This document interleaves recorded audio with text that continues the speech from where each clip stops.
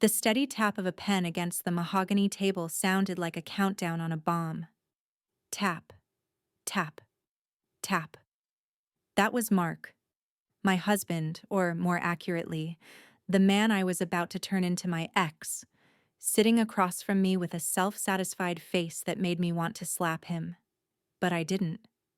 I sat still, hands resting lightly on my lap, smoothing the hem of my black silk skirt, breathing in the stench of fake politeness that filled this high-end conference room.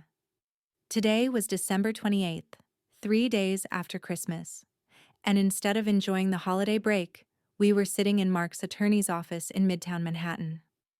Outside the floor-to-ceiling windows, snow was falling in thick white sheets over the skyscrapers. Inside, the air felt hot enough to choke. "Elena, sign it." Mark shoved the papers toward me, using that superior tone like he was handing out charity to a beggar. "This is the best deal you're going to get. 50,000 cash and the old Honda. You should be grateful I'm not suing you for abandoning the family on Christmas Eve." His lawyer, a man named Brad in an expensive suit that somehow still smelled like cheap cologne, smirked and chimed in.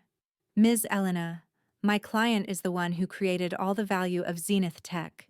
You were, how should I put it, the support staff at home. Using a joint credit card and disappearing on a solo trip on Christmas Eve is irresponsible. If this goes to court, you won't get a dime." I looked down at the divorce settlement on the table. $50,000. That number wouldn't even cover the server costs for the system I personally built during our first 3 months. Mark truly believed my worth could fit inside that amount. He believed I was just a useless housewife who got lucky marrying a successful entrepreneur. I lifted my eyes and met his. His blue eyes glinted with challenge. He thought he'd already won. He thought my silence over the last 4 days meant I was scared, regretful. Oh, poor Mark. He had no idea silence is an agreement. Silence is the sound of a gun being loaded. Let me tell you why we were here, and why the man sitting there with a flashy gold Rolex on his wrist was about to take the hardest fall of his life. This story didn't begin in this polished conference room. It began 7 years ago in my parents' damp garage. Back then, Mark was just a mediocre sales guy, always dreaming about wild startup ideas, but never able to write a line of code or put together a real business plan. And me? I graduated top of my class in data science and business administration. I loved him for the shine, the charm, the sweet promises about a future where we'll conquer the world together. When we started Zenith Tech, Mark said, "Baby, you're the numbers and tech genius.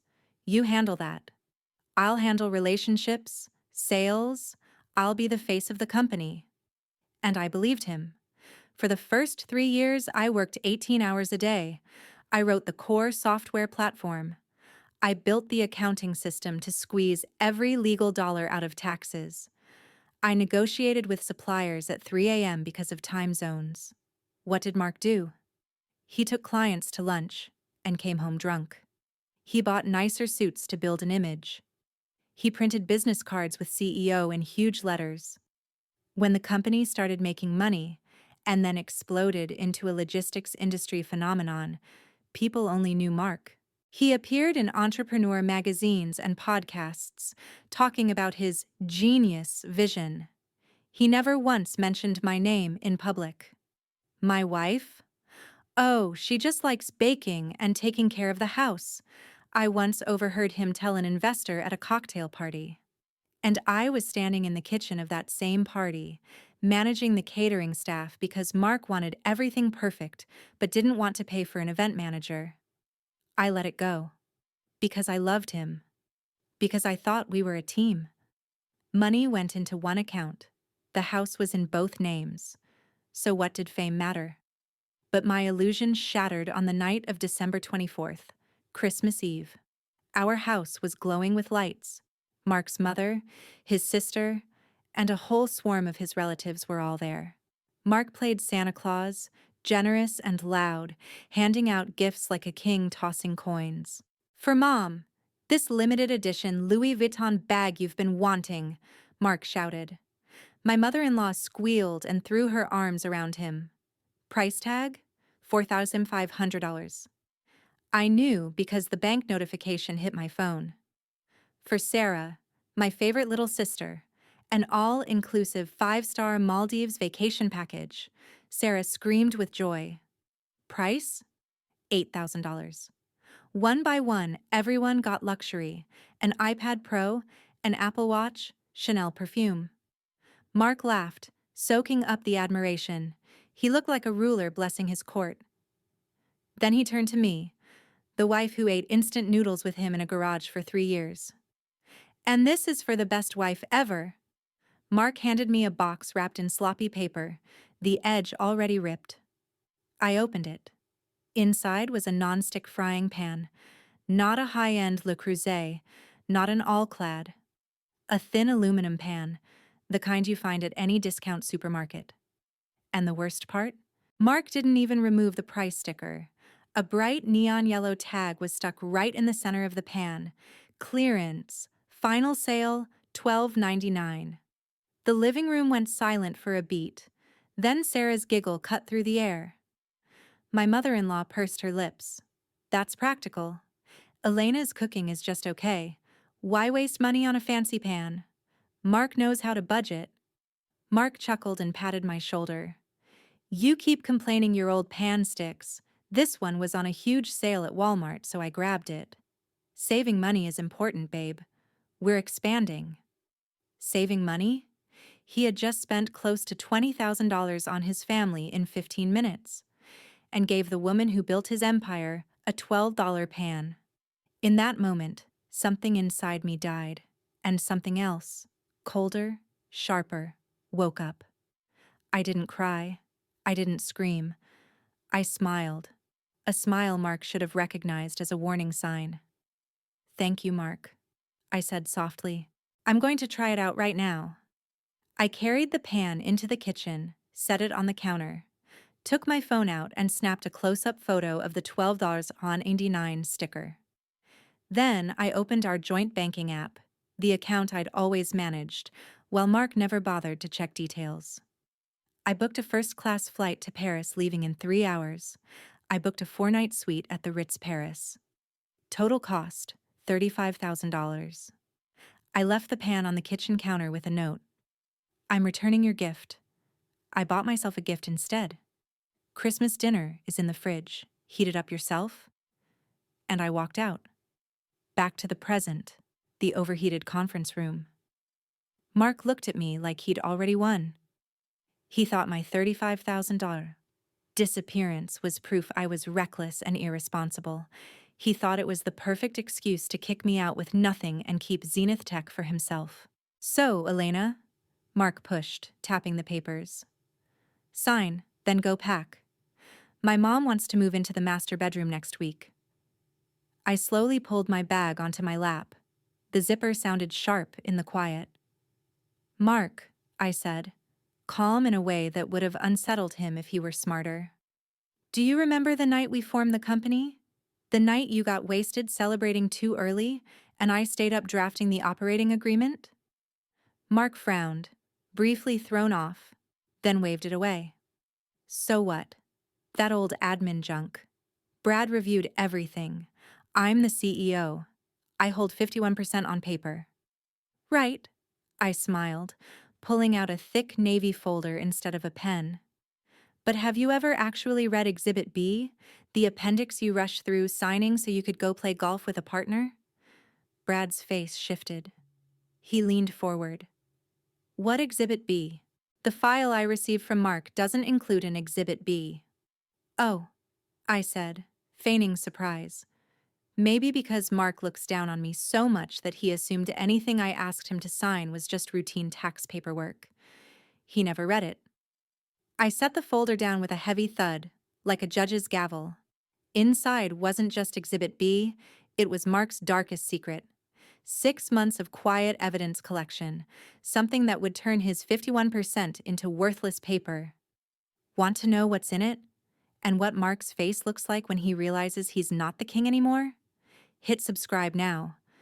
because the sweetest revenge is only just beginning. People say money and power don't change you, they reveal who you really are. With Mark, that was true down to the millimeter. Zenith Tech didn't succeed overnight. It was built on 3 years of my insomnia, stress hair loss, and endless nights debugging code while Mark snored next to me. But the moment the company hit its first $5 million valuation, Mark started transforming. At first, it was little things. He criticized how I dressed. "Elena, you can't wear hoodies to the office anymore. You look like an old aunt. You're ruining Zenith's young, energetic image." Then came the irrational financial control. He rewarded himself with a brand new Porsche 911 using company money because a luxury car helps close deals, but complained when I bought a new office coffee machine. But the peak humiliation came about 8 months ago, when Mark brought Tiffany into the company. Tiffany was 24, a former Instagram model, with nails so long I wondered how she typed anything. Mark introduced her as the new brand creative director. "Tiffany has a youthful vision. She'll help us go viral on TikTok," Mark declared in the all-hands meeting, his hand resting lightly, but possessively, on her waist. Tiffany's first assignment? Replacing the company logo, the logo I'd drawn myself in the early garage days, with something cheap-looking in neon pink. When I objected, Mark shut me down in front of 50 employees. "Enough, Elena. You're just a dry, technical person. What do you know about aesthetics? Let the professional work. From now on, you're not allowed to interfere in marketing." That's when I realized Mark didn't just look down on me. He wanted to erase me. He wanted to rewrite history. Zenith Tech, the empire built by Mark alone, and me, a blurry little background character. Most women would have exploded. They'd have fought, screamed, gone after Tiffany. But I wasn't most women. I'm a data architect. And the first rule of my world is simple. Data doesn't lie. People do. So instead of arguing, I chose a different strategy. Silence. I stepped back and played the role of the obedient wife, the compliant technical employee. "You're right, Mark," I said, lowering my head in fake submission. "I'll focus on maintaining the back end. Marketing can be Tiffany's job." Mark sneered, satisfied. He thought he'd tamed me. He didn't realize that focusing on the back end meant he'd just handed me the master key to his darkest secrets. I entered hunter mode because I built the company's servers from day one, and because Mark, in his laziness, never once demanded we change the original admin password. I still had God mode access to every digital corner of Zenith Tech. Every night, while Mark texted Tiffany from the bathroom, I sat at my laptop with headphones on and started pulling in the net. Evidence number 1, financial fraud. I wrote a simple algorithm to filter every expense on the corporate credit card Mark controlled. The results made my stomach turn. Business trips to Miami were really 4-day vacations with Tiffany at the Four Seasons. A $1,300 dinner labeled VIP Client Entertainment was actually Tiffany's birthday party. He even used company money to rent her a luxury apartment in Soho under the label Southern Regional Representative Office. Evidence number 2, betrayal. I didn't need spyware. Mark was dumb enough to sync iMessage and his photo library to the company iCloud account, the one I managed to back up data. I read every filthy message they sent. I saw the photos of them laughing on a hotel bed, mocking me as a boring old lady. I downloaded everything, sorted it by date, preserved the verified timestamps. Evidence number 3, corporate sabotage. Under Tiffany's direction, marketing revenue dropped 40%. Mark ordered the head accountant, his drinking buddy, to cook the numbers to fool investors, and to fool me. But they forgot I had access to the raw sales data coming straight off the server. I had 2 financial reports in my hands, the fake one they published, and the real one full of holes. That level of financial fraud? Criminal. I stayed silent for 6 months. Every time Mark called me stupid, I saved another PDF. Every time Tiffany looked at me with contempt, I backed up another audio clip from the office security system, the one they assumed was off. I was a spider, patient, weaving a web around fat, arrogant prey. And then I remembered my secret weapon. 4 years earlier, when the company was only 2 months old, we needed to sign the operating agreement to legally establish our LLC. I drafted it carefully. That night, Mark was rushing out to watch the Super Bowl with his buddies. He pushed me. Elena, print it so I can sign and go. These legal clauses are too long. I trust you, just sign it. I handed him a 50-page agreement. Are you sure you don't want to read it? I asked one last time. Just hurry, the game's about to start. Mark grabbed the pen and scribbled his signature on the last page without flipping through anything.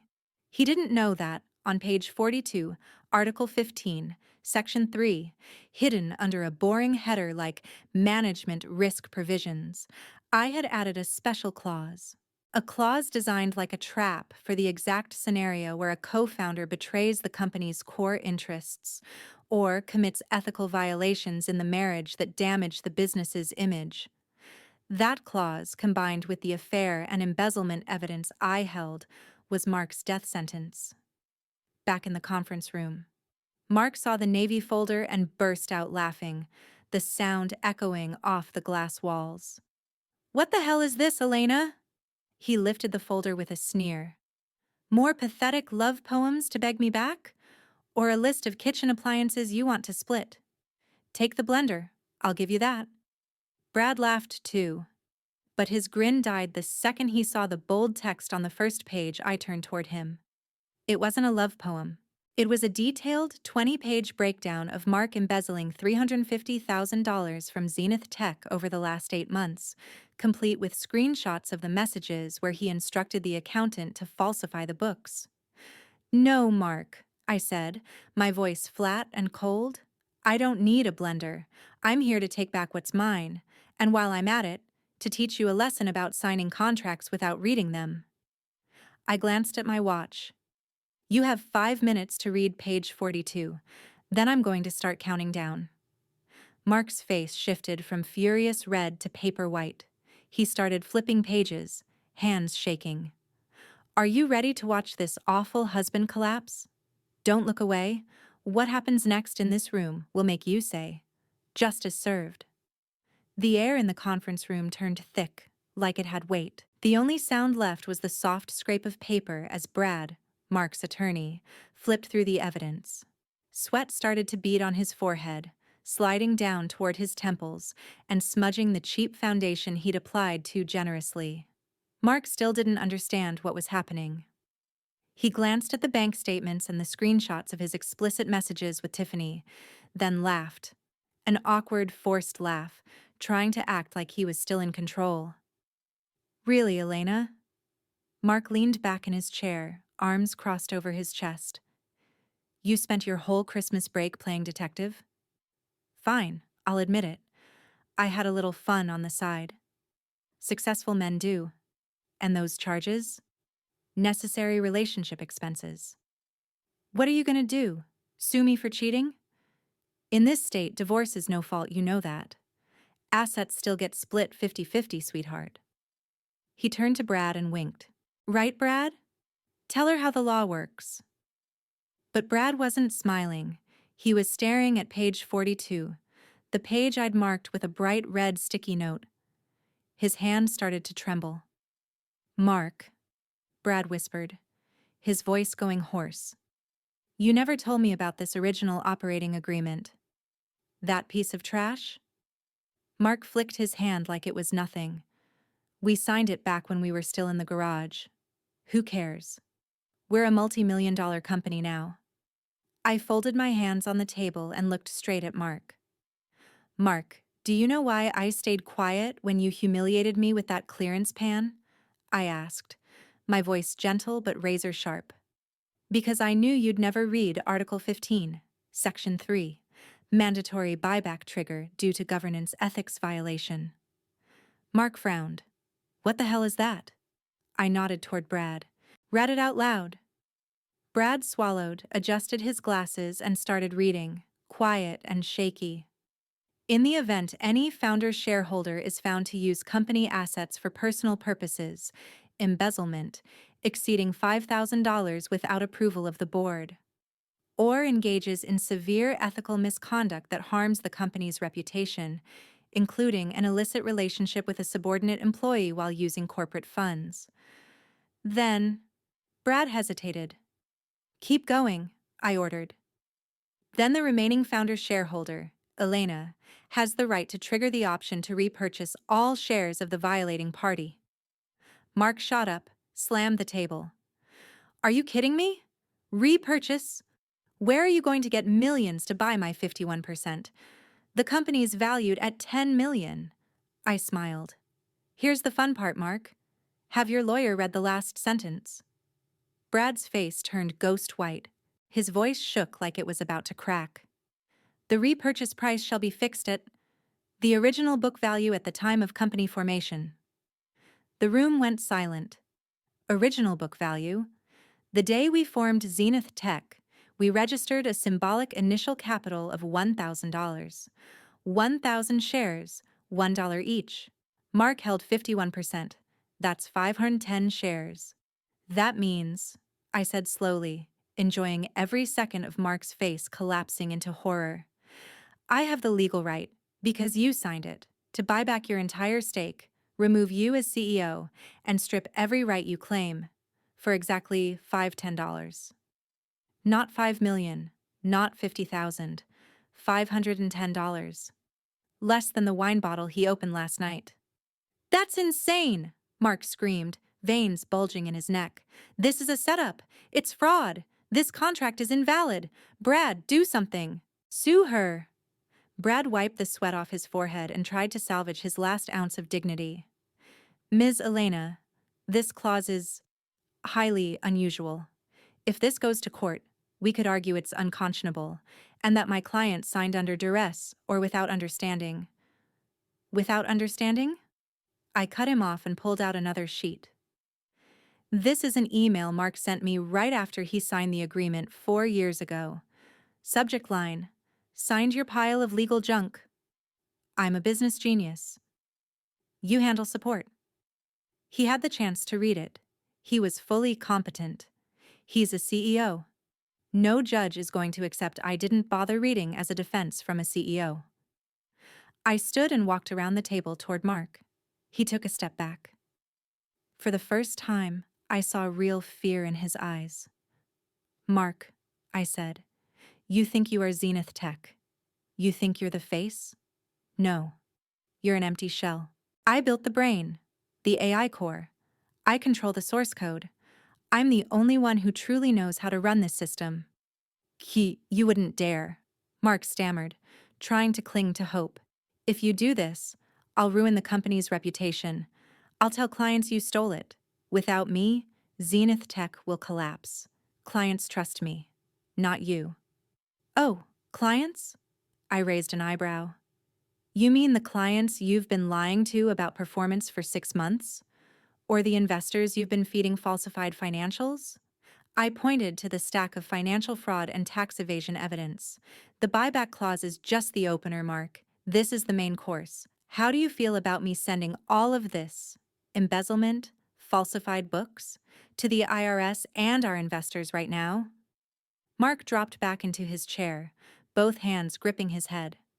Brad quietly shut his briefcase. He understood this wasn't just a divorce. It was a criminal disaster. What do you want?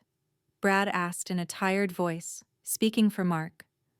I glanced at the gold Rolex on Mark's wrist, then at the wall clock. I don't want a long court battle. It wastes time. I want this over right here, before lunch. I pulled out a brand new document, Voluntary Share Transfer Agreement. You have 2 options, I said, my voice flat and icy like the snow outside Manhattan. Now it was time for the finishing blow, the ultimatum that would make Mark wish he'd never been born.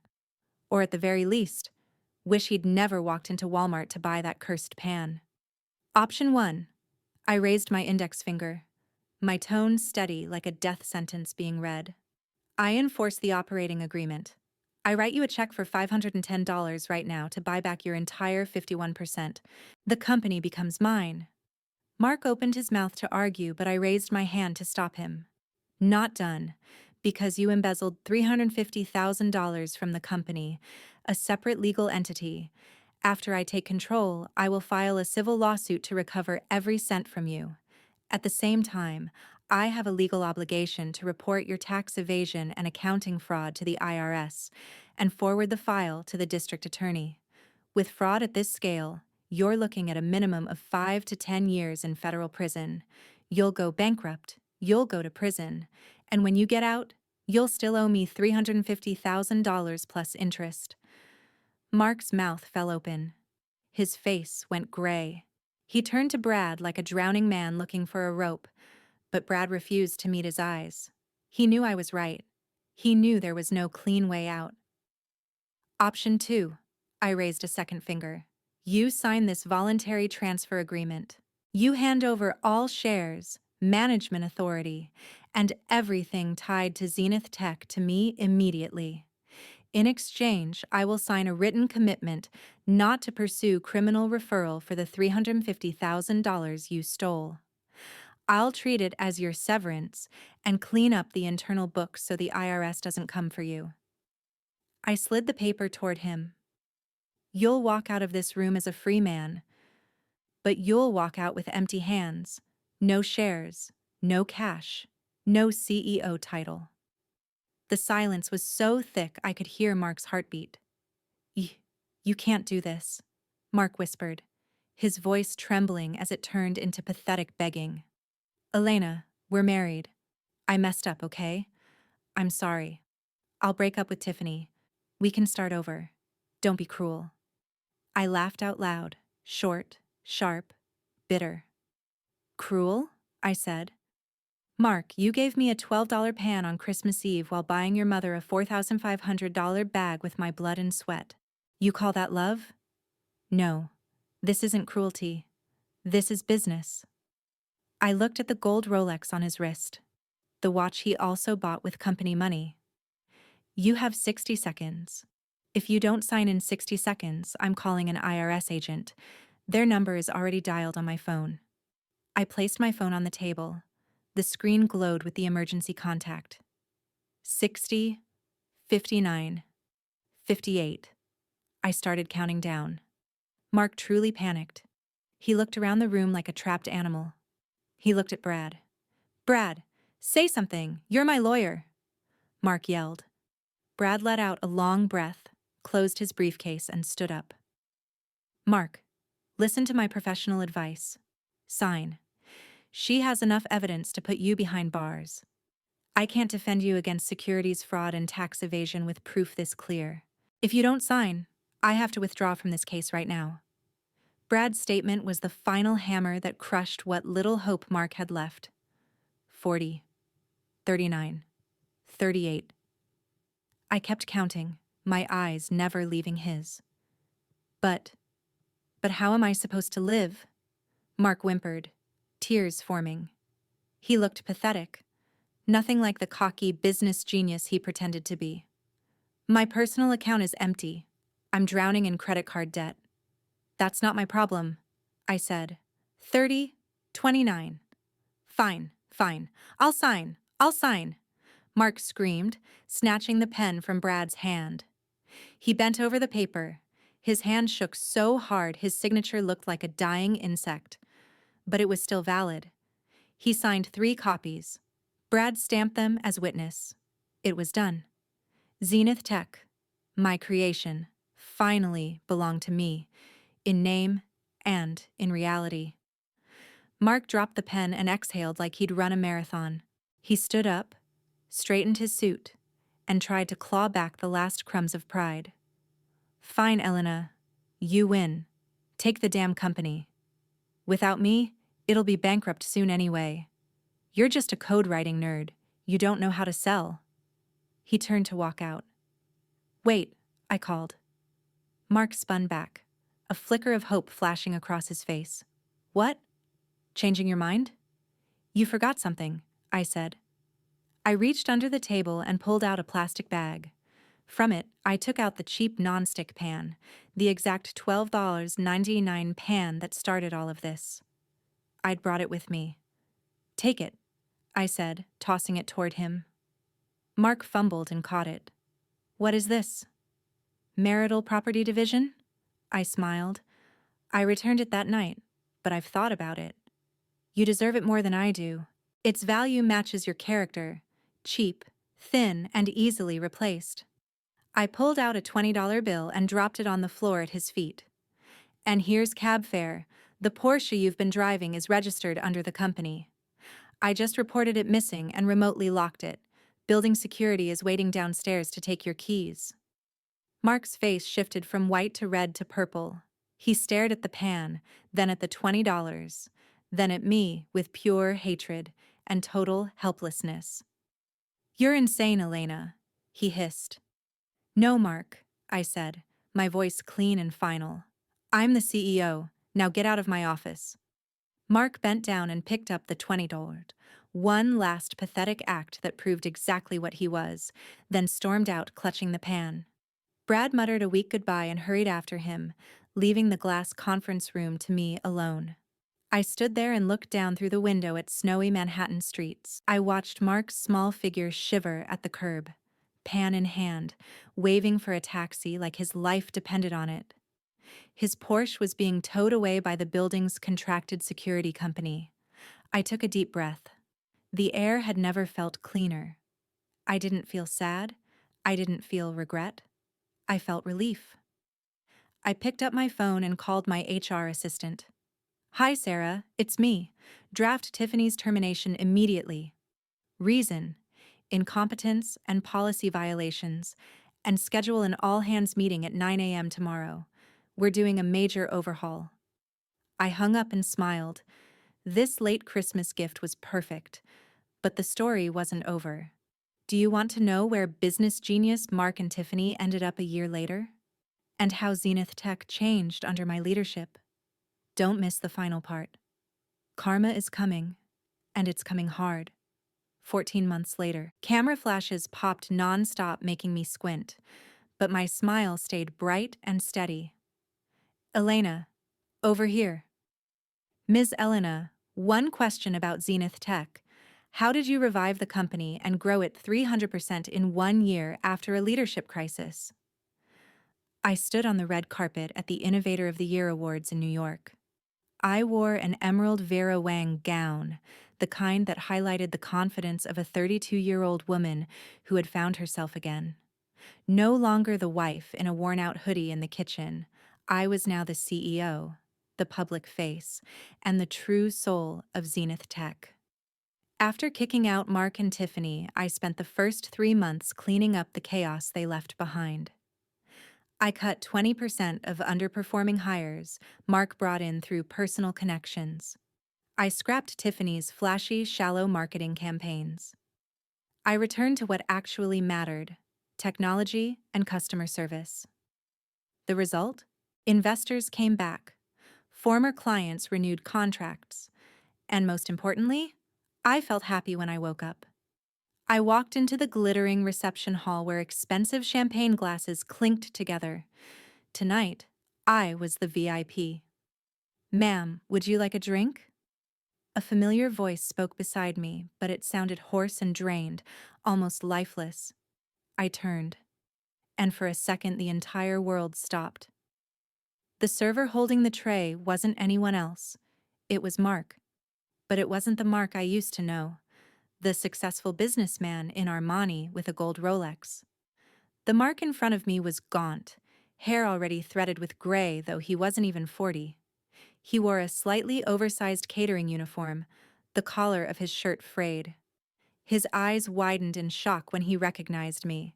His hands trembled, making the champagne flutes clink together. Elena, he breathed, voice catching.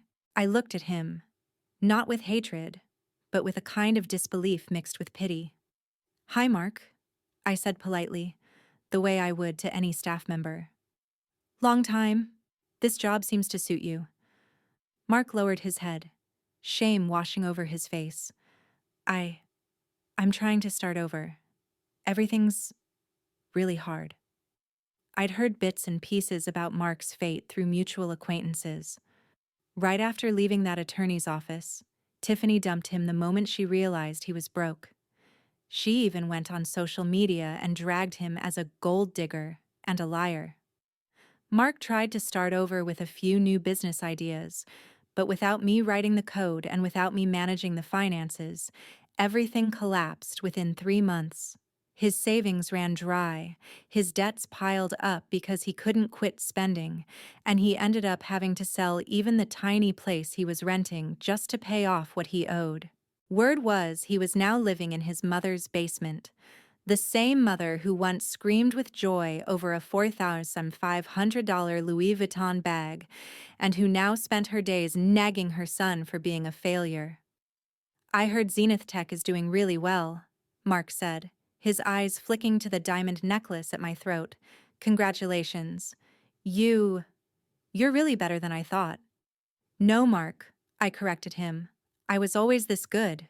You were just too busy admiring yourself in the mirror to notice. I took a champagne flute from his tray. Then I opened my clutch and pulled out a $100 bill. Here. I slid it into his shirt pocket. A tip for good service, and a thank you. Mark looked up, stunned. A thank you? For what? For that clearance pan, I leaned in and whispered. Because it made me realize my value isn't in the kitchen. If you hadn't been that cruel, I might still be wasting my life as your background scenery. That pan was the best gift you ever gave me. Then I turned and walked away, disappearing into a crowd of successful people who were waving me over. I didn't look back at Mark even once. He was the past, as cheap as a $12.99 aluminum pan. That night, when I returned to my new penthouse overlooking the city, I saw that old pan. I didn't throw it away. I hung it on the wall of my office, framed behind glass, with a gold plaque underneath. The price of freedom, $12.99. It reminded me every day how far I'd come. My story ends here, but I want to leave you with 3 lessons I learned the hard way. Lessons I paid for with 7 years of my youth. Never let your sacrifice become normal. When you give too much without asking for anything back, people don't call it love. They call it your duty. Don't accept a clearance pan when you deserve a kingdom. Knowledge is the ultimate weapon. Beauty fades, love changes, but what you carry in your mind and the fine print in legal contracts will protect you when the storm hits. Never sign anything you haven't read carefully, even if it's your husband handing it to you. The best revenge is wild success. Don't fight the mistress. Don't scream. Take back what's yours. Live truly happy, and let karma finish the rest. Watching your enemy serve you while you're standing at the top. That's the sweetest punishment. What do you think about Mark's ending? Did he deserve it? Or should I have forgiven him? Comment. Justice served below if this ending satisfied you. Don't forget to like the video and hit subscribe so you don't miss the next elite revenge story. I'm Elena, and remember, never pick a fight with a smart woman. See you next time.